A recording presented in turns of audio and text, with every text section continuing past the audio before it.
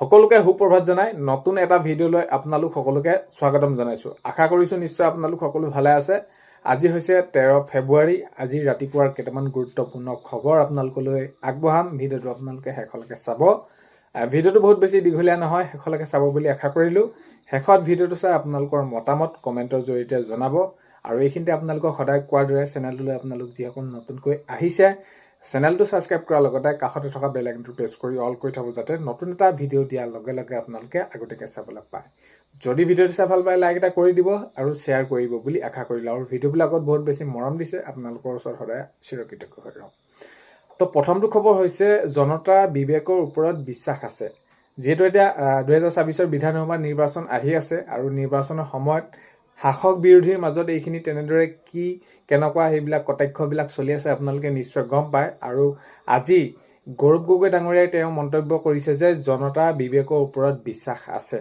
যিহেতু এতিয়া যি তেওঁলোকে শাসকীয় দল বা তেওঁলোকে বিৰোধীৰ মাজত যিসমূহ তেনেদৰে চলি আছে, এইবাৰ নিৰ্বাচনত কোন জয়ী হ'ব, কি হ'ব, কোন কেনেদৰে ক'ত সমষ্টিত খেলিব ইত্যাদি ইত্যাদিক লৈ আৰু কোনে কিমান আসন পাব। তো এতিয়া গৌৰৱ গগৈ ডাঙৰীয়াই কৈছে যে জনতা বিবেকৰ ওপৰত বিশ্বাস আছে আৰু মানে আগন্তুক 24 নিৰ্বাচনত তেওঁলোকে যি ভাবি আছে তেওঁলোকে ভবা মতে হ'ব। এইখিনি গৌৰৱ গগৈ ডাঙৰীয়াই তেনেদৰে মন্তব্য আগবঢ়াইছে। নেক্সটটো খবৰ হৈছে আমি দিওঁ নিযুত মইনা আঁচনি। আমি দিওঁ নিযুত মইনা আঁচনি, অৰুণোদয় আঁচনি, বাবু আঁচনি ইত্যাদি ইত্যাদি আৰু গৌৰৱে দিয়ে নিযুত ব্ৰিটিছ আঁচনি। তো এনেদৰে কটাক্ষ কৰিছে মাননীয় মুখ্যমন্ত্ৰী মহোদয়। তো এতিয়া মাননীয় মুখ্যমন্ত্ৰী মহোদয় আৰু গৌৰৱ গগৈ ডাঙৰীয়াৰ মাজত যিদৰে তেনেদৰে কটাক্ষবিলাক চলি আছে আৰু আজি মুখ্যমন্ত্ৰী মহোদয়ে তেনেদৰে সেইখিনি কোৱা দেখা গ'ল যে হয় আমি দিওঁ নিযুত মইনা আঁচনি, বাবু আঁচনি, অৰুণোদয় আঁচনি, লাখপতি বাইদেউ, উদ্যমিতা আঁচনি, আত্মনিৰ্ভৰশীল আঁচনি। তো এই আঁচনিসমূহ কথা কৈছে আৰু গৌৰৱ গগৈ দিয়ে নিযুত ব্ৰিটিছ আঁচনি। তো তেওঁতো সেইখিনি তেওঁলোকৰ চৰকাৰ হ'লেতো সেয়াই ভিজা পাছপৰ্ট দিব সকলোকে এনেকুৱা ধৰণৰ ইত্যাদি ইত্যাদি মাননীয় মুখ্যমন্ত্ৰী মহোদয় তেনেদৰে গৌৰৱ গগৈ ডাঙৰীয়াক কটাক্ষ কৰিছে। নেক্সটটো খবৰ হৈছে আকৌ গৌৰৱ গগৈ ডাঙৰীয়াক তেনেদৰে উভতি ধৰিছে যে দেশক ভাল পোৱা অলপো তেজ নাই গৌৰৱ গগৈ ডাঙৰীয়া। তো মাননীয় মুখ্যমন্ত্ৰী মহোদয়ে কৈছে যে দেশক ভাল পোৱা তেজ অলপো নাই গৌৰৱ গগৈ ডাঙৰীয়া, নহ'লেনো এনেকুৱাখিনি কাম কৰে নেকি বা ইত্যাদি ইত্যাদি তেনেদৰে সেইখিনি মাননীয় মুখ্যমন্ত্ৰী মহোদয়ে গৌৰৱ গগৈ ডাঙৰীয়াক তেনেদৰে সেইখিনি কটাক্ষ কৰিছে যে দেশক ভাল পোৱা তেজ অলপো গৌৰৱ গগৈ ডাঙৰীয়াৰ নাই। নেক্সটটো খবৰ হৈছে 14 ফেব্ৰুৱাৰীত প্ৰধানমন্ত্ৰীয়ে গুৱাহাটীবাসীক উপহাৰ দিব 100খন ইলেক্ট্ৰিক বাছ। তো প্ৰধানমন্ত্ৰী ডাঙৰীয়া যিহেতু এতিয়া 14 তাৰিখে অসমলৈ আহিব, তাৰ বাবে সম্পূৰ্ণ প্ৰায় প্ৰস্তুতি সেইবিলাক হৈয়ে আছে। আৰু আজি সেইখিনি ক্ষেত্ৰত সকলোৱে জানে বা জনাইছে যে হয় 14 ফেব্ৰুৱাৰীত যেতিয়া নেকি প্ৰধানমন্ত্ৰী ডাঙৰীয়া অসমলৈ আহিব আৰু গুৱাহাটীবাসীক দিব উপহাৰ দিব 100খন ইলেক্ট্ৰিক বাছ। তো এতিয়া গুৱাহাটীবাসীৰ বাবে যাতায়াত কৰিবৰ বাবে বহুতখিনি সুবিধা হ'ব, যিহেতু প্ৰধানমন্ত্ৰী ডাঙৰীয়াই 100খন ইলেক্ট্ৰনিক বাছ তেনেদৰে সেইখিনি মুকলি কৰিব, অৰ্থাৎ শুভাৰম্ভ কৰিব এই যাত্ৰাৰ। নেক্সটটো খবৰ হৈছে প্ৰধানমন্ত্ৰী মোদী অসম ভ্ৰমণক লৈ দিলীপ শইকীয়াৰ সংবাদমেল। যিহেতু প্ৰধানমন্ত্ৰী ডাঙৰীয়া 14 ফেব্ৰুৱাৰী তাৰিখে আহিব আৰু ক'ত কেনেদৰে কোনসমূহ কাৰ্যসূচীত কিমান কি কেনেদৰে সকলোখিনি কথাক লৈ দিলীপ শইকীয়া ডাঙৰীয়া সংবাদমেল তেনেদৰে অনুষ্ঠিত কৰিছে। আৰু এই যি প্ৰধানমন্ত্ৰী ডাঙৰীয়া আহিব সেইবাবে এই সংবাদমেল তেনেদৰে অনুষ্ঠিত কৰা হৈছে। সংবাদমেলত সকলোখিনি ক'ত কেনেকুৱা ধৰণে কি পৰ্যায়ত কেনেদৰে কামখিনি কৰা হ'ব ইত্যাদি ইত্যাদি লৈ সেইখিনি তেওঁলোকৰ মাজত সেইখিনি সংবাদমেল অনুষ্ঠিত হৈছে। নেক্সটটো খবৰ হৈছে আজি 15টা সমষ্টি প্ৰাৰ্থী চূড়ান্ত হোৱাৰ সম্ভাৱনা আছে ৰাজ্য দলৰ।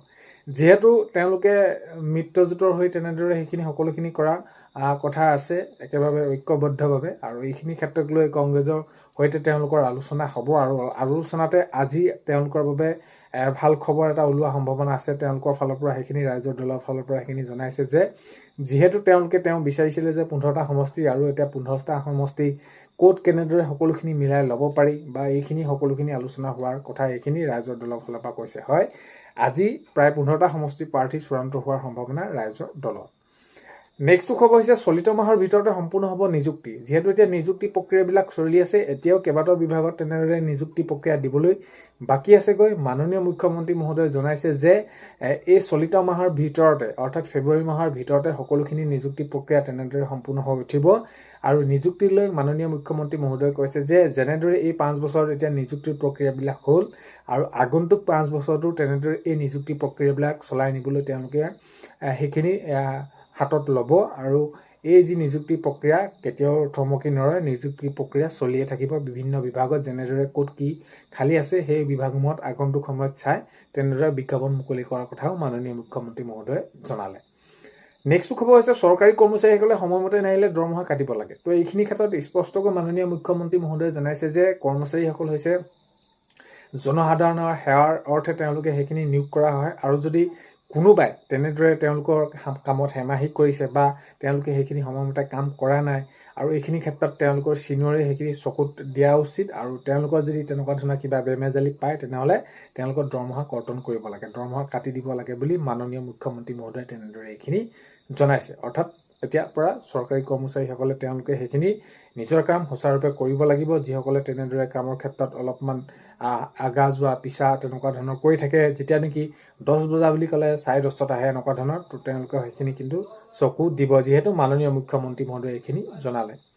নেক্সট খবৰ হৈছে 15 ফেব্ৰুৱাৰী ডিফুৰ টাৰালাংচত কাৰ্বি মহোৎসৱ। তো 15 ফেব্ৰুৱাৰীৰ পৰা আৰম্ভ হ'ব ডিফুৰ টাৰালাংচত কাৰ্বি যুৱ মহোৎসৱ। তো কাৰ্বি যুৱ মহোৎসৱ অনুষ্ঠিত হ'ব 15 ফেব্ৰুৱাৰীৰ পৰা ডিফুৰ টাৰালাংচত।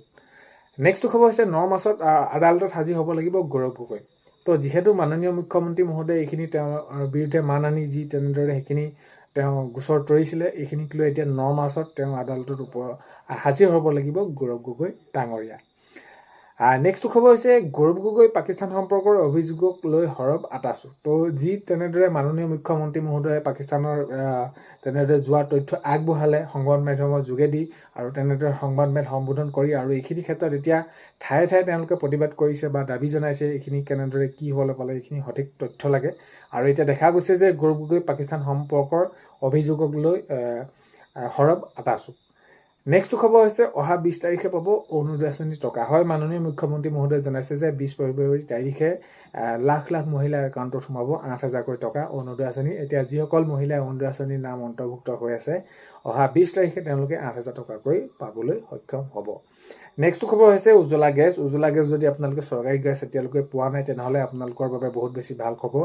আপোনালোকৰ সেইখিনি যদি আপোনালোকৰ ওচৰত তেনেদৰে উজ্জ্বলা গেছৰ তেনেদৰে কাৰ্যালয় আছে, তাতে গৈ আপোনালোকে খবৰ কওক, ফৰ্ম দি থকা হৈছে। ফৰ্ম দিলে আপোনালোকৰ এই যি উজ্জ্বলা গেছৰ ফৰ্ম দিয়াৰ পিছত আপোনালোকে গেছ একোটাকৈ লাভ কৰিব ফ্ৰীকৈ প্ৰথম অৱস্থাত। তাৰপিছত সেই পিছৰ পৰ্যায়ত আপোনালোকে যেতিয়া নেকি গেছ ক্ৰয় কৰিব, আপোনালোকৰ একাউণ্টত ছাবচিডি হিচাপে প্ৰায় 300তকৈ অধিক টকা আপোনালোকৰ একাউণ্টত সোমাব।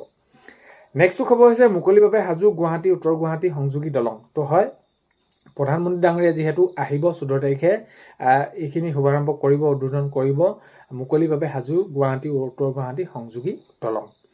নেক্সট খবৰ হৈছে অংগনবাদী কৰ্মী সহায়িকাসকলে তেওঁলোকে আন্দোলন কৰিছে, FRS বাতিল কৰিব লাগে, আৰু তেওঁলোকৰ যি তেওঁলোকৰ খাদ্যৰ সেইখিনি ক্ষেত্ৰত তেওঁলোকৰ সেইখিনি সজাগ কৰিবৰ বাবে বা সেইখিনি তেওঁলোকৰ উন্নত মানদণ্ডৰ বাবে দিব বাবে সেইখিনি অনুৰোধ কৰিছে, আৰু তেওঁলোকে মাননি সলনি মজুৰি দিয়াৰ কথাও তেওঁলোকে সেইখিনি জনাইছে।